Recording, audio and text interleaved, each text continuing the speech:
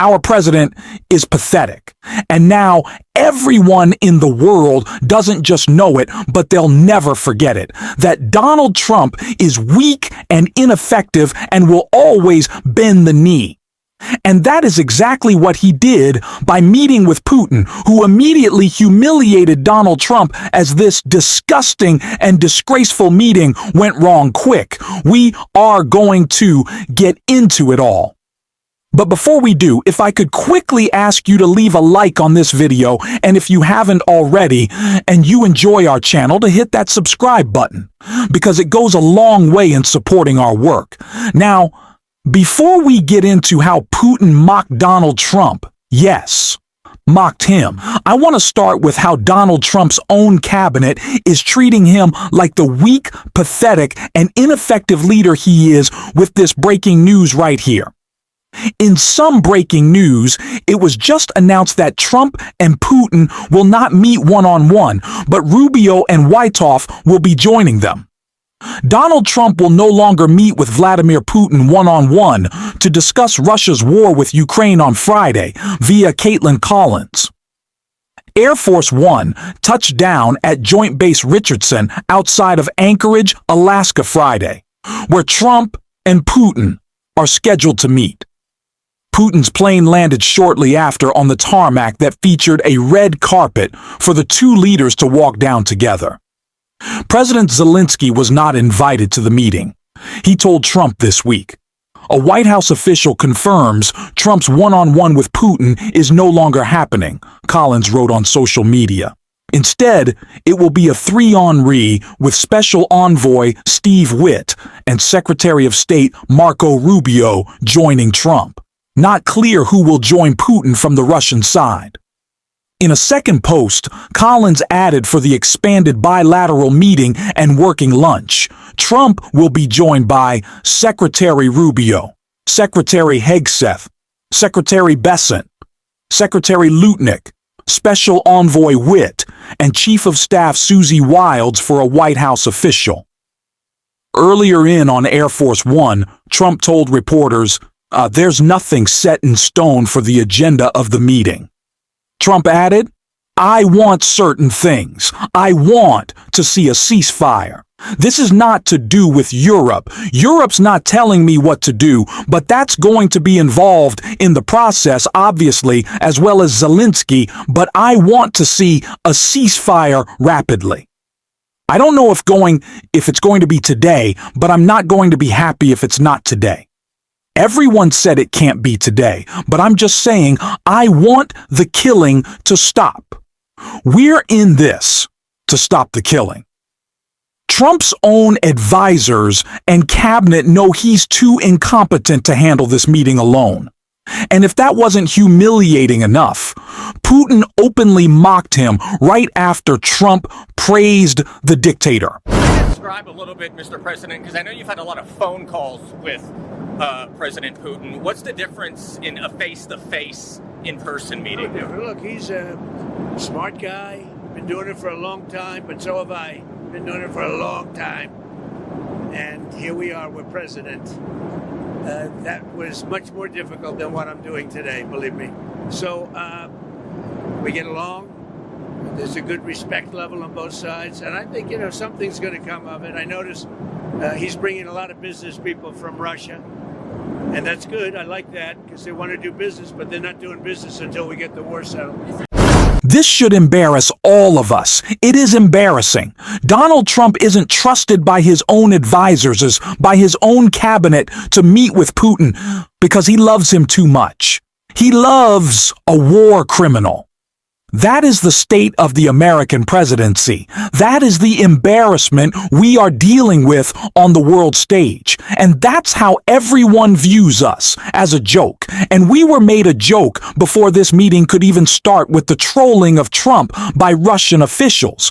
Putin's top goon trolls Trump as he touches down in Alaska. Vladimir Putin's top diplomat, Sergei Lavrov, appeared to take a swipe at Donald Trump with his choice of dress as he touched down in Alaska on Friday. Reporters filmed the Russian foreign minister wearing a sweater with the inscription CCCP. This Cyrillic abbreviation for USSR as he arrived at a hotel in Alaska where Putin is set to hold talks with Trump to hash out how to bring an end to the war in Ukraine now in its 4th year. You can see that the foreign minister arrived for a meeting in a t-shirt, notably not a suit. The Daily Beast has contacted the Russia Foreign Ministry in the White House for comment. Alaska was part of the Russian Empire until 1867, when the United States purchased it for $7.2 million under President Andrew Johnson. It gained the status of a state on January 3, 1959. Kremlin propagandists have floated seizing Alaska throughout the Ukraine war. Lara's wardrobe chose appeared to be a nod to those fantasies. And if that wasn't bad enough, Donald Trump had to get off Air Force One first and stand and wait to greet Putin rather the other way around. Putin is toying with Trump like it's nothing. He mocked Trump for saying Alaska belongs to Russia, had his diplomats show up in t-shirts just to poke fun, because they know Trump is weak. This is what America looks like on the world stage under Trump. Weakness, capitulation, and humiliation. And when reporters pressed Putin on the very reason Trump claimed to be there, Trump sat in silence. Mr. Putin, did you underestimate Ukraine? President Putin, will you stop killing civilians?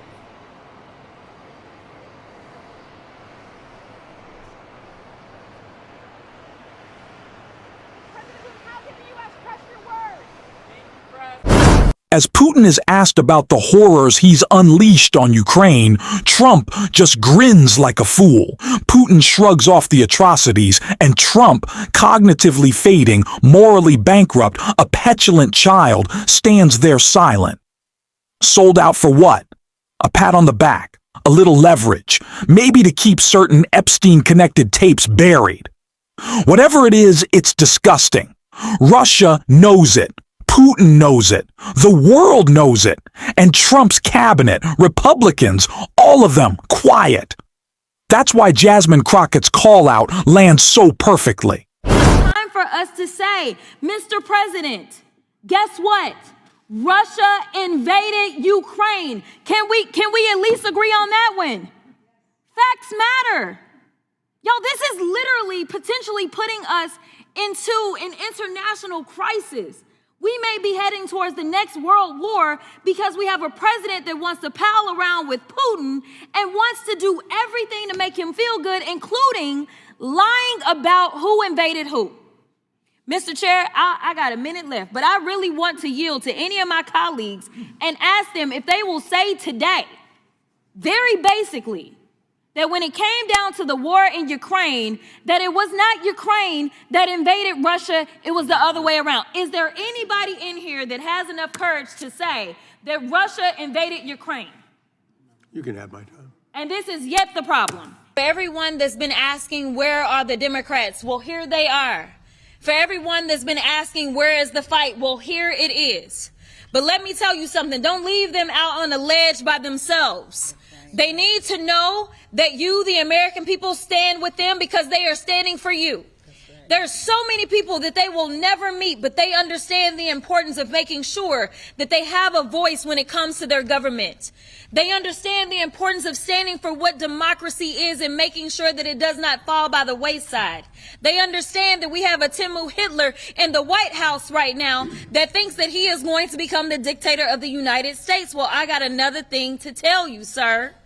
The Democrats, no matter whether we're talking about these Texas House Democrats, or whether we're talking about the governor from Illinois, the governor from California, or whether we're talking about New York, or I can go through the states and it's not just the governors. It is the state houses. It is the state senators. It is those congressional delegations that are saying, do what you got to do and I will fight and I will win and I will earn my seat back to the people's house in D.C.